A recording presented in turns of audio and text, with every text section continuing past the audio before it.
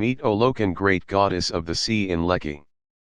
Olokun Sea Goddess is the owner of all the riches under the oceans, the greatest bead maker, the most powerful deity whose mantles are the rolling waves of sea water, is a most beautiful divinity to behold. Her long, braided hair flows with the waves of the undulating waters, her ebony dark skin glistening like priceless pearls under the motion of ceaseless seas.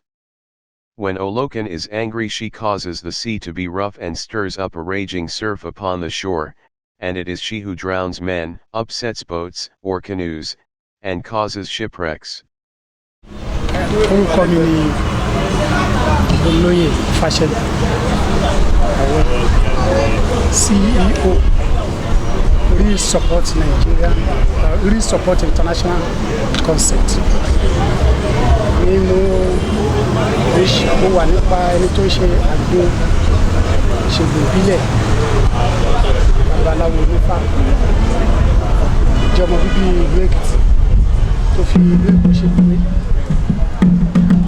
Ọdún tí à ń ṣe ọdún Olókun ní ìwòye ọ̀sẹ̀ tó kọjá mo wà lóṣogbo níbi ọdún Ọ̀ṣun festival.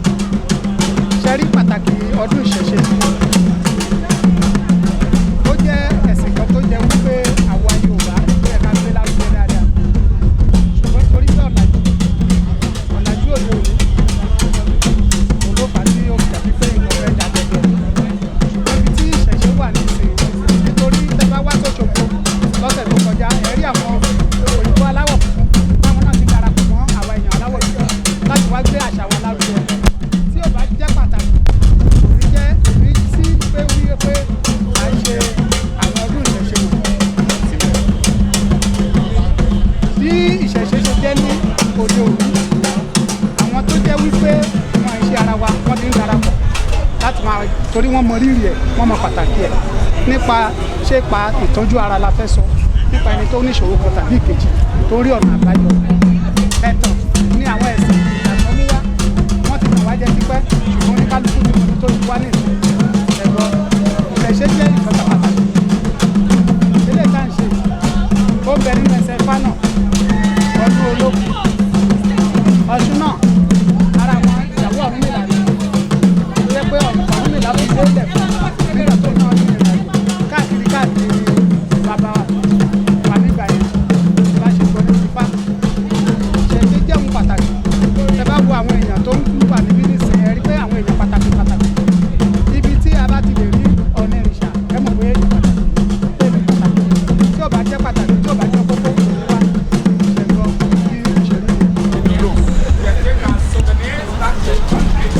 Yeah, these are locally produced animals.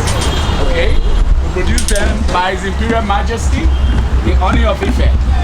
He uses this to empower women and youths in the country.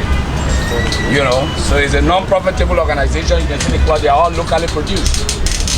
Okay, yeah. So you can take it back to your country, tell them Nigeria is a beautiful place, and they can come and buy our fabrics. Beautiful place and beautiful people. Yes, so you come and check it. UAE consulate. Yes, I know Dubai now. Yeah, Dubai. Arab money. Yeah. Only red carpet. Yeah? Okay. Spot on.